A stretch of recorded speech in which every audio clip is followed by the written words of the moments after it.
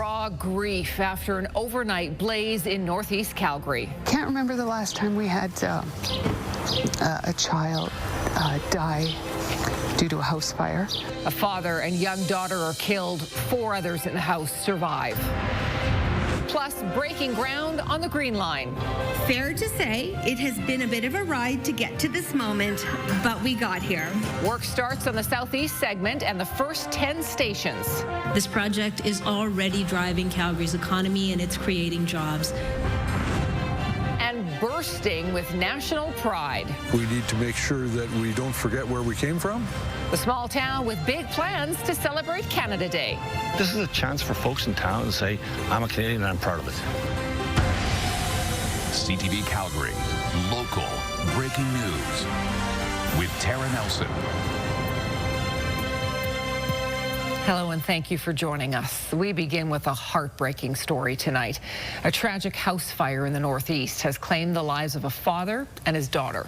Although 4 other people did survive, the circumstances have left a community shocked and grieving tonight. Here's Stephanie Thomas. This video shows the intense flames raging from the top 2 levels of this home on Terra Lake Way Northeast. When fire crews arrived shortly after 1 a.m., it was too late for one man who was in his 50s. They found an adult male deceased.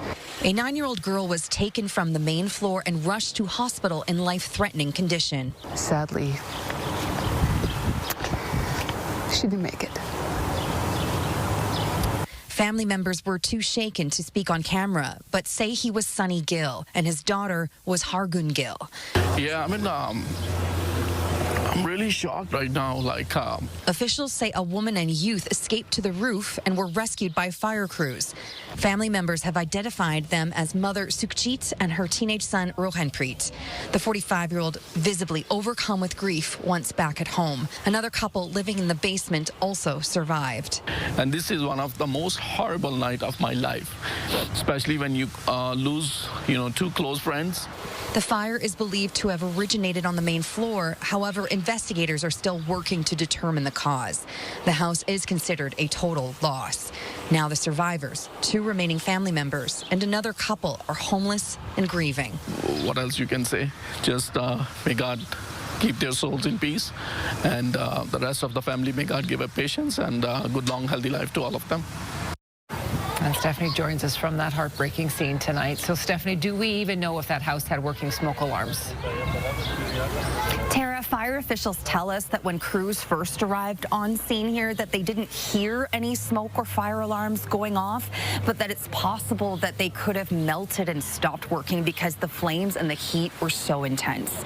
Now, arson investigators and the Calgary Police Service were also here, but that was out of protocol because they tell us that there's nothing that leads them to believe that this was a suspicious house fire.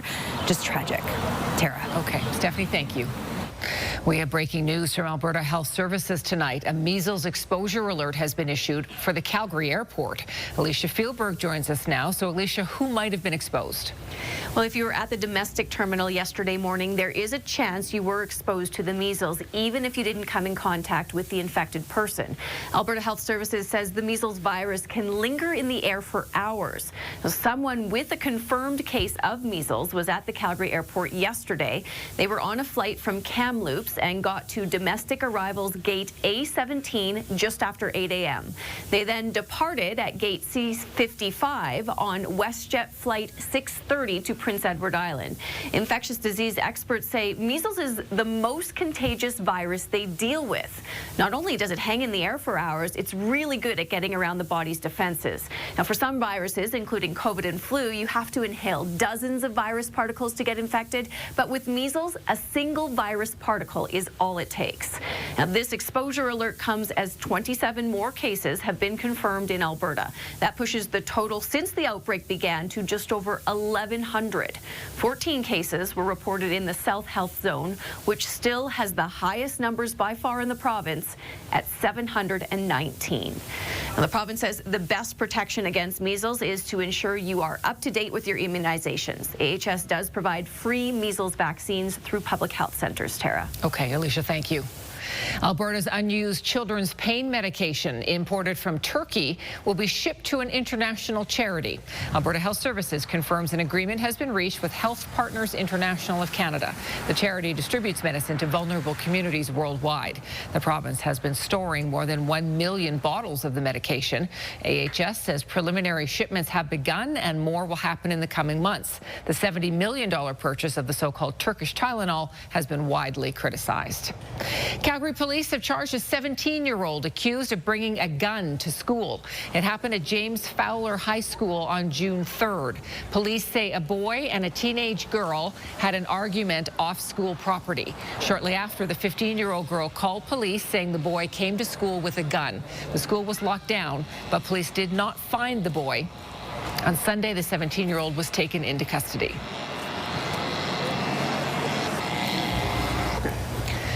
A C-train operator has been charged with dangerous operation causing bodily harm after a collision with a child back in April.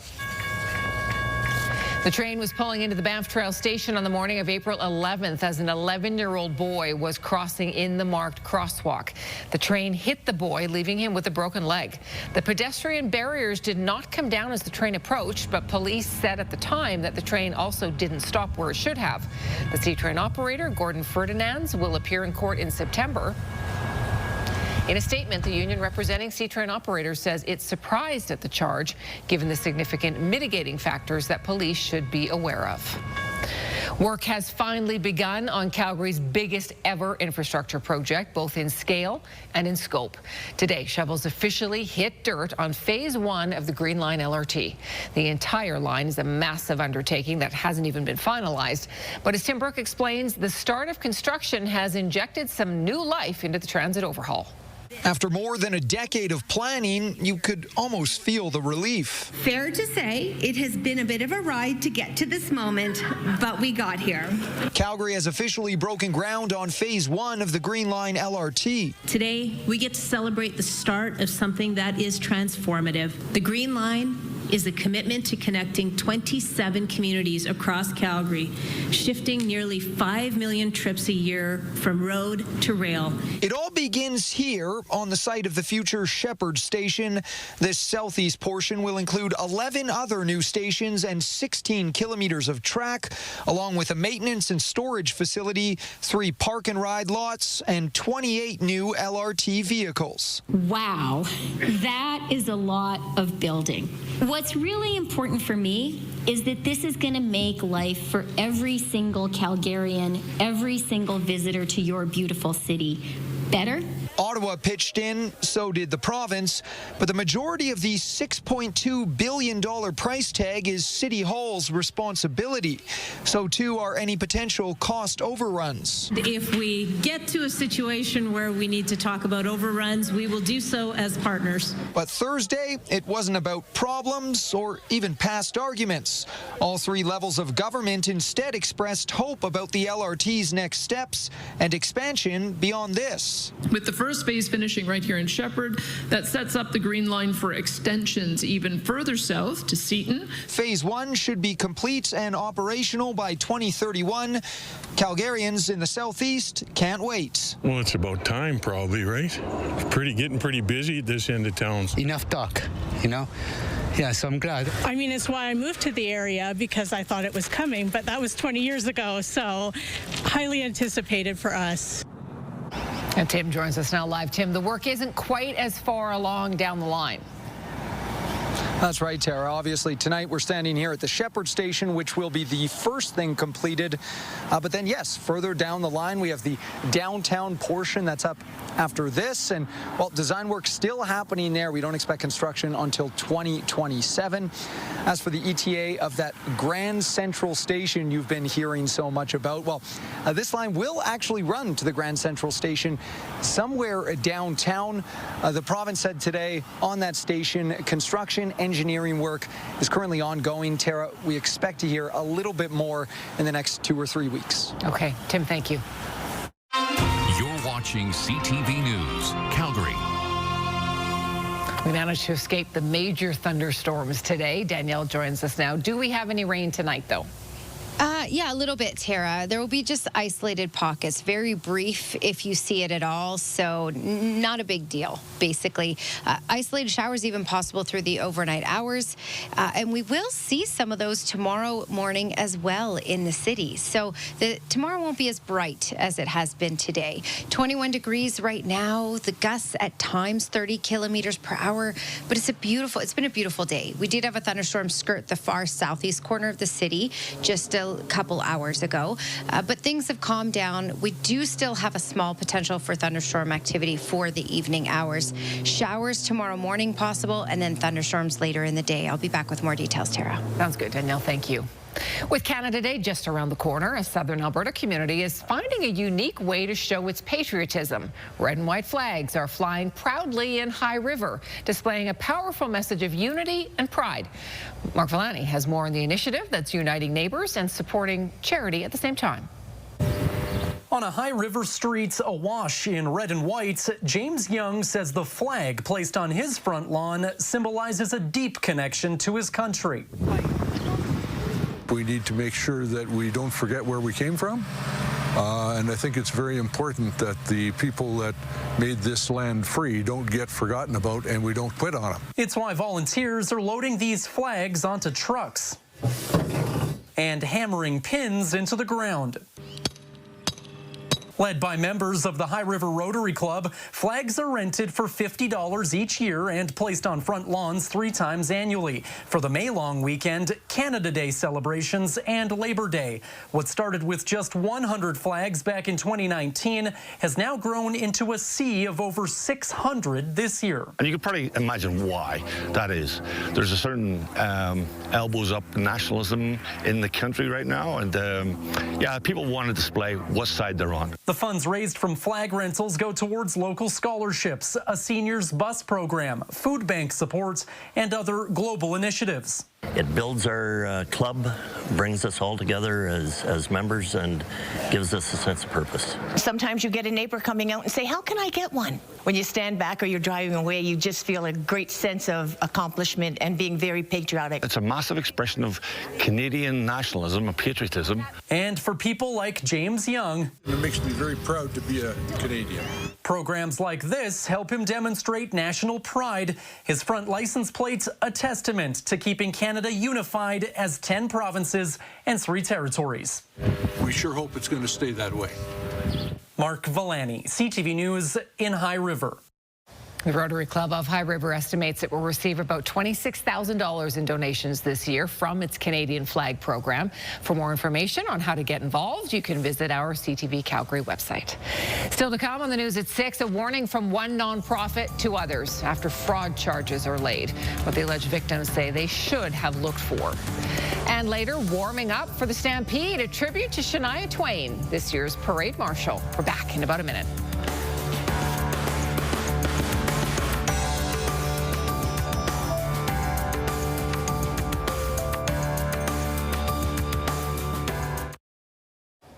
The president of the community hall in Bowness is warning other nonprofits to be vigilant about screening volunteers after they say they were defrauded of more than $66,000. Police have charged 2 men in the case, one with a violent criminal past, which came as a shock to the group. Terry Fikowski explains.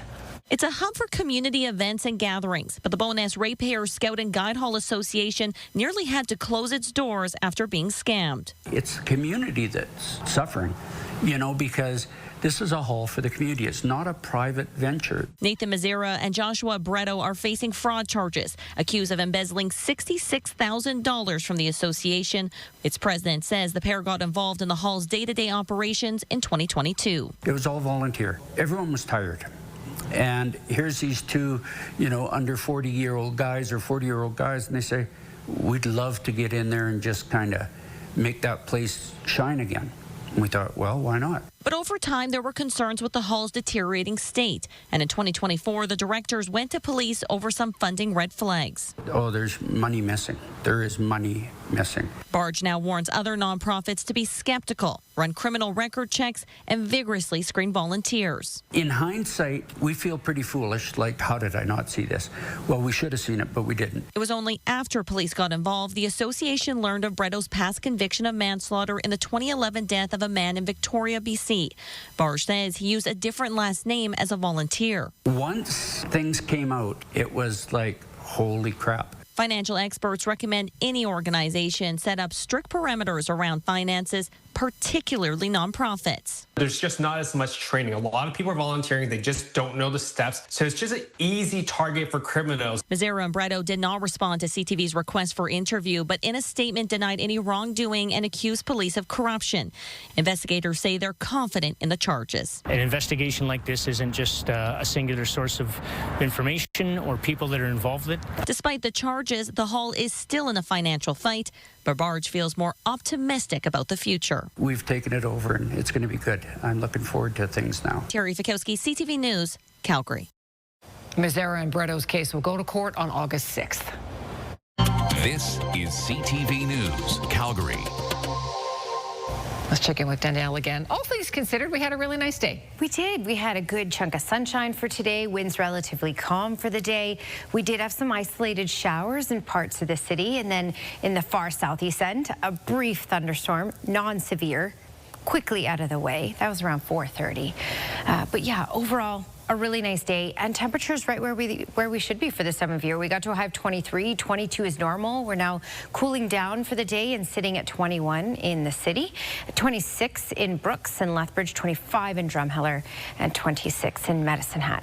All right, looking at radar and satellite, you can see more activity, of course, in central Alberta at this point. You can also see some development off to the west of Calgary. So there's still the potential of getting thunderstorm activity over these next few hours, but most likely what it will develop into is just some isolated showers in the city like it has been doing for the last few hours. So some isolated pockets here and there. There's that one that tracked through the far south end around 4:30. And then there's some thunderstorm activity in the mountains that may make its way over, but likely, again, just isolated showers. We have the potential for isolated showers even through the overnight hours and tomorrow morning as well. This is a shot at 10:30 in the morning, and you can see some pockets here. Mostly cloudy for the day, so it won't be as bright, so we won't get as warm either. And it may be a little breezy as well in comparison to today. Gusts up to 40 kilometers per hour in Calgary, and then south of Calgary, 60 kilometers per hour. Then late in the day, closer to the supper hours, we get the potential for that thunderstorm development in the foothills and tracking off to the east. Most likely areas to see that thunderstorm activity as it tracks off to the east is along the QE2 in Calgary, right on the edge of that development. So we have the potential of seeing that later in the day tomorrow as well. So it may be a little more active tomorrow compared to what we have for today. And then Saturday starts out sunny, but we have the potential for thunderstorm activity as early as 1:30 in the city. So a little earlier on. And then it could even bubble up once again closer to the supper hours. Sunday looks more stable and brighter. So I want to give you your Action Furnace 5-day forecast and give you the lowdown for heading into long weekend as well. 19 tomorrow.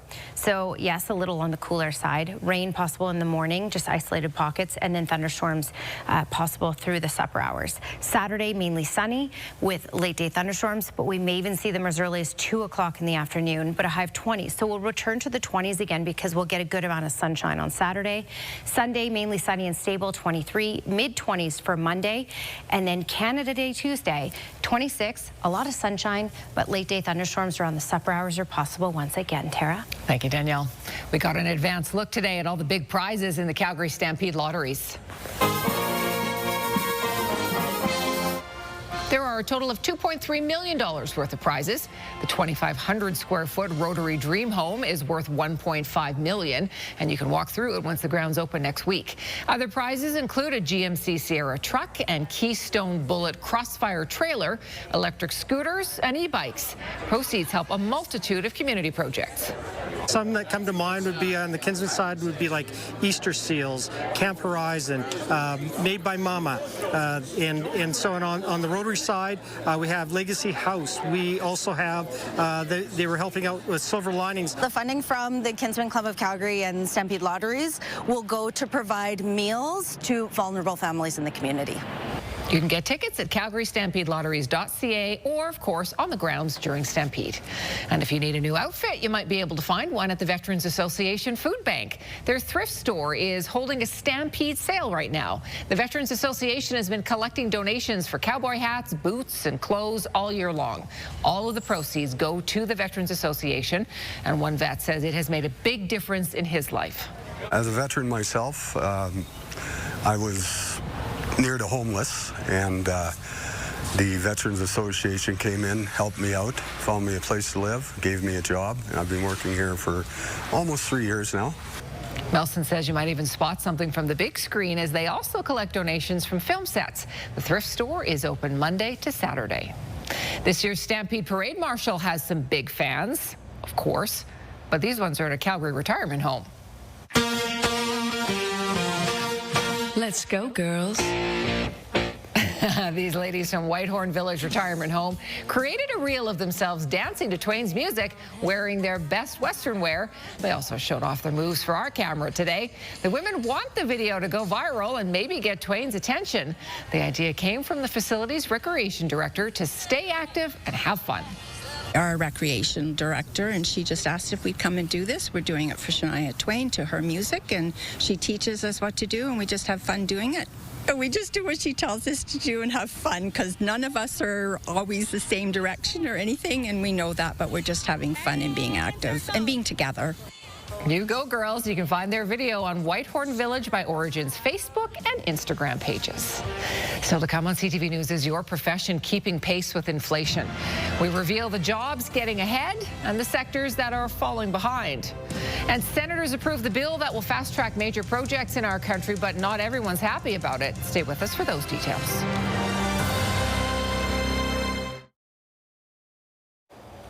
In Ottawa, the Senate has passed the Liberals' major projects legislation. Bill C-5 gives the government the power to fast-track projects deemed to boost the national economy by sidestepping some environmental protections and other legislation. It was approved in the upper chamber today without amendments, but a handful of senators tried to persuade their colleagues to include language about respecting Indigenous rights. Several Indigenous leaders wanted the bill's passage slowed to give their communities more time to suggest changes and review the legislation with lawyers. As governments get ready to advance new projects under Bill C-5, chiefs with Treaty 8 First Nations met with Premier Daniel Smith today to assert their treaty rights. The chiefs say treaties are constitutionally protected, and they're between the bands and the federal government, not the province. They want the right to health and education enforced, better emergency management, and control over resources in their territory. All of Alberta is on treaty land. The chiefs want a resource revenue sharing agreement on oil and gas, forestry, and mining projects. Each community in Canada, whether it's Calgary, whether it's the smaller towns, whether it's Ottawa, the provinces, Canada, all benefit from resource revenue sharing directly from our territories. We receive nothing. It's important to also understand that we are left with the impacts of industrialization, our health impacts, the environmental impacts, the impacts to our animals. The chiefs are seeking a follow-up meeting with Daniel Smith and provincial officials. There is encouraging news tonight if you're feeling a little pinched by the high cost of living. Ever since the pandemic led to skyrocketing inflation, many Canadians have felt a bit like they're drowning. The numbers are turning around, but whether you're actually getting ahead depends on where you work. Here's CTV's Andrew Johnson. New average wages in a variety of industries were released today by Statistics Canada. Pay overall is up more than 4%, but let's take a closer look. If you work in information and culture, it's an industry that's paying people 10% more than last year. These are jobs related to the movie industry, telecommunications, publishing, and content providing. Wages in real estate and rentals are up close to 10%. Finance and insurance wages rose 8%. Education is paying 7% more, and so is forestry and logging. At the other end of the spectrum, the average wage for people who work in utilities, think electric, gas, and water, is down close to 3%. Wages in retail down a bit as well, and in wholesale. The arts, entertainment, and recreation sector also didn't keep pace with inflation. Despite Canadians on the whole making more, one economist explains why right now, for you, it may not feel like it. The general person who may have seen reasonable wage gains since 2023, say, doesn't take that and compare it against the fact that coffee's $20 and it used to be $10 for a package. They don't compare it to the fact that butter is more expensive and beef is a lot more expensive. These are the types of calculations that economists do. We talk about real wages and whether you're gaining against inflation, but folks are upset. He also points out this trajectory of rising wages and economic growth over the past year or two is now in serious danger thanks to the Trump and tariff factor. And the near future is very much a question mark. Andrew Johnson, CTV News, Vancouver. Well, let's see how the trading day ended. The Canadian dollar is up, ending Thursday at 73.34. West Texas Intermediate is up to 65.24. Western Canadian Select also up 53.24, and the TSX is up 185 points to 26,751. It's a dream project for an Oscar-nominated Quebec filmmaker. Denis Villeneuve will be directing the latest installment of an iconic franchise. Name? Bond. James Bond. Villeneuve will be behind the next James Bond movie. The director issued a statement saying, quote, "I am a die-hard Bond fan. To me, he is sacred territory." Villeneuve is shooting the third Dune movie this summer. It's not clear when the next Bond film will be shot and released.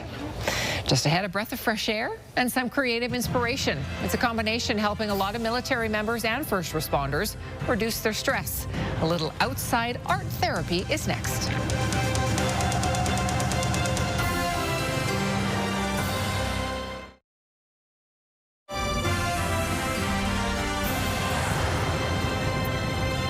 We can all get stressed out at work, but military members and first responders really deal with a different kind of stress that can lead to post-traumatic stress injuries. A Calgary artist has spent the last 3 years helping them through painting. He takes them out into natural areas in southern Alberta and teaches them to just paint what they see.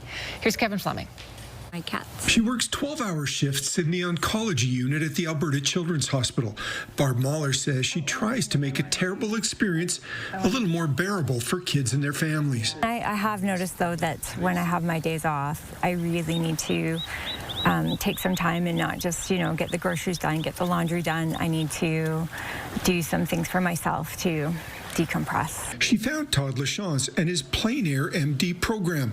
On this day, they're in Fish Creek Provincial Park, painting landscape portraits. It's really relaxing for me, and especially if you combine that with a beautiful day, there's nothing better. Lachance says he's not trying to turn them into artists, but just get them out to have a good day. My goal is to get them in the zone where they're creating with their minds and their hands and in the awe of nature, and put it all together and lose themselves in it, and that sort of starts a healing process, I think. The program is also open to family members, and Allison Young is here supporting her sister.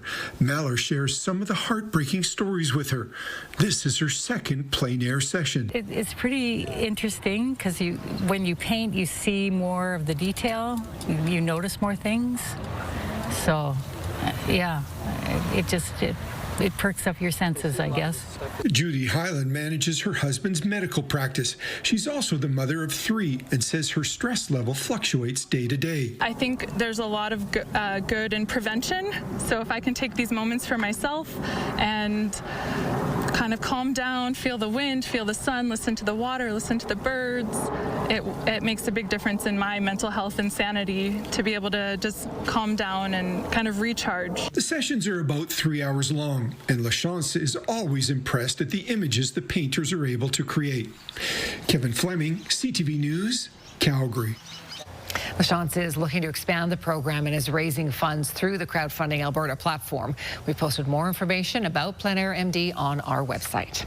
2 longtime staff members at a Northwest school Childcare are calling it a career, but not before a surprise send-off. A breakfast was held at Rosemont School to say farewell to Julie and Susan at Rosemont Childcare. The 2 have worked at the before and after school childcare since it opened nearly 40 years ago. Susan, who started in 1991, says she will really miss the kids that she has cared for. The kids are just, they say what they think. Don't you worry. They make us laugh. You've got to have a good sense of humor. I did a lot of artwork, have a lot of stuff at home from just paperwork and the hot glue gun and stuff. So I got Aiden to do the same thing. I'm like, do some art, man. Bring it home. Susan says while she'll also miss the friends she's made, she's looking forward to some peace and quiet in her retirement. I can imagine. All right, well, when it comes to homemaking, some people really go above and beyond. Waking up in a fun house. Right now there's a foam pit in our master bedroom because of a project my husband's working on. I go downstairs using an auto belay. It gently lowers me down to the first level. What? That's just the beginning of the fun in this house. There's a secret pantry. It's hidden behind this bookshelf. You have to know where to press on the picture to get it to open, though. That's kind of neat. The laundry chute is pretty interesting. It's got a fireman's pole, so once you chuck all the clothes down there, then you go down the pole as well to get to the laundry room. Like, I guess you would never have to tell your kids to go outside and play because there'd be so much to do in this house to entertain you. The fun house. Everyone wants to play there. All the kids in the neighborhood. You wouldn't get rid of the neighborhood kids. That's right, because they'd all be there wanting to play. What was that toilet paper thing? Well, you're never going to run out of toilet paper either. It's a wall of toilet paper. Yeah. If you need a hand cleaning, this kitty is here to help.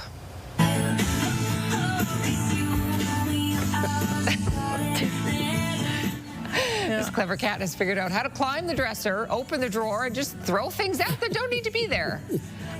It seems to be making more of a mess, actually, than cleaning. We might be giving that cat too much credit. He doesn't understand that it could be comfortable with all the clothes you're throwing out. Yeah, those are in there, right? Pairs of socks, I think. He just needs to lay down in there. He doesn't need to chuck them all out. But then husband and wife come home, and then one's mad at the other for, why'd you throw my socks all over the place? I didn't do it. Well, once all the chores are done, it's very relaxing to just go enjoy a bath.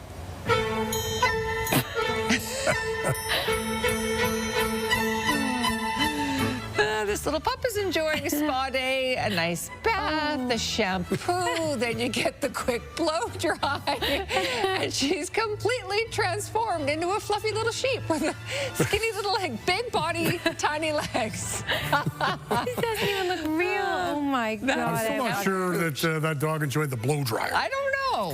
Yeah, happy there. I think she knows how cute she looks once she's all fluffed up. I mean, she is really cute, you have to admit. Yeah, I wonder. Fluffy dog. Well, we know how difficult it can be to find a doctor. New findings show it's even harder for older Canadians. We'll explain. That story is still ahead.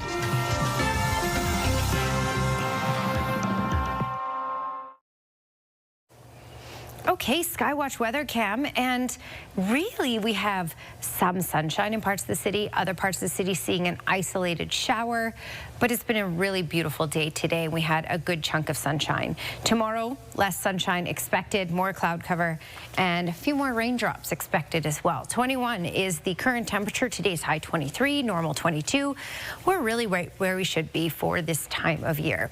Looking at comparison across the country, look at that, 24 in Toronto and 21 in Ottawa, 22 in Montreal. So they have regulated, which is good because, you know, earlier this week, the humidity was in the minus 40s.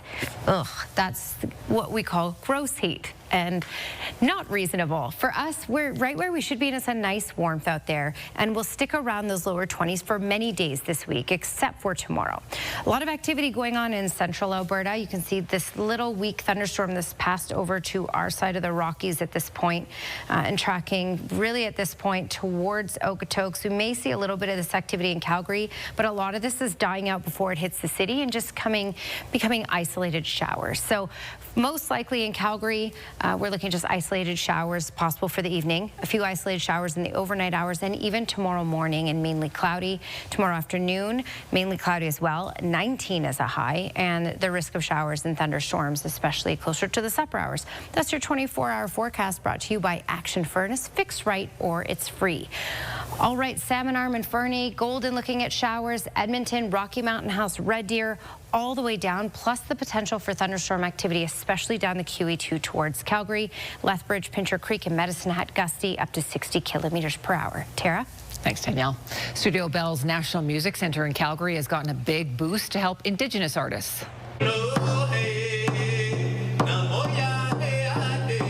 Joel Wood Wood is one of the performers who benefited from the Oso Tukino program in 2022 and was nominated for a Juno the following year. The program started in 2014. It expanded in 2022, offering sessions to help artists develop and offering recording bursaries. Now TD has provided $750,000 more to help others with their music. We're seeing Indigenous people as artists, uplifting the community and succeeding despite all the challenges. The new funding will help the program continue for the next 3 years. A father and his 9-year-old daughter are dead after a house fire in northeast Calgary. Hargan Gill died after being rushed to hospital. Her father, Sonny Gill, died in their Taradale home. 4 other people escaped. AHS is warning travelers at the airport yesterday about potential measles exposure. An infected person flew in from Kamloops to Calgary and then flew on to Prince Edward Island. And shovels are in the ground for Phase 1 of the Green Line LRT project. The southeast segment will go from Shepherd to the future home of the Flames, Scotia Place. A new assessment of the condition of Iran's nuclear facilities was made public. On the same day, Iran's supreme leader warned the U.S. against any future attacks. Iran's Ayatollah Ali Khamenei delivered his first public comments since the ceasefire was declared with Israel after 12 days of war. The 86-year-old released a recorded message saying the U.S. had exaggerated the impact of strikes on the facilities. There was a very different take at the Pentagon today. There's been a lot of discussion about what happened and what didn't happen. Step back for a second. Because of decisive military action, President Trump created the conditions to end the war, decimating, choose your word, obliterating, destroying Iran's nuclear capabilities. The U.S. military also shared a test video showing what it would look like when a bunker-busting bomb hits a cave. This is the same type of weapon used in the strikes on Iran's nuclear sites, which Defense Secretary Hegseth claims set back the program by years, not months, as initially suggested by a leaked U.S. intelligence report. Some international students caught in the crossfire between Trump's administration and Harvard University may be coming to Canada. The Monk School at the University of Toronto is teaming up with Harvard's Kennedy School to help students stuck outside the U.S. due to visa restrictions finish their programs. Trump tried to block Harvard's international enrollment after the school pushed back on White House policies. Now a deal could be on the horizon. A new survey out today says more older Canadians are having a hard time finding a family doctor compared to other countries. Finding same-day or next-day appointments is also a growing challenge. Here's Scott Hurst. Canada's healthcare system is under significant strain, in part due to an aging population, and getting access to primary care is increasingly more difficult. Well, I'm like a lot of people that my family has a history of cancer in my situation, but there are people that I know that have family histories of other conditions you should be concerned about, and you don't have a chance to get a checkup. Canada is falling behind some international partners. About 8% of Canadians 65 and up don't have access to a primary care provider. That's about 600,000 people, meaning more seniors are going without care compared to those in the U.S., UK, France, and Germany, to name a few. The report published by the Canadian Institute for Health Information also notes older Canadians are struggling to access mental health care when they need it. Mental health care is really important for older adults. We found in our survey in 2024 that 1 in 4 older adults reported feeling isolated at least some of the time. The report also shows timely access to primary care has been getting worse. Only about a quarter of seniors who have access to care can even get an appointment the same day or next. That number was much higher than in a previous survey less than a decade ago. Now, improving access is not an easy fix. Canada's population is rapidly aging and people are living longer. According to Stats Canada, seniors made up less than 1/5 of the population in 2023. By 2030, that number will swell to nearly a quarter. Scott Hurst, CTV News, Toronto. The NHL draft goes tomorrow, and the Flames have an armful of picks. Glenn sits down with GM Craig Conroy to talk about what the team needs now and who he plans to sign. Stay with us.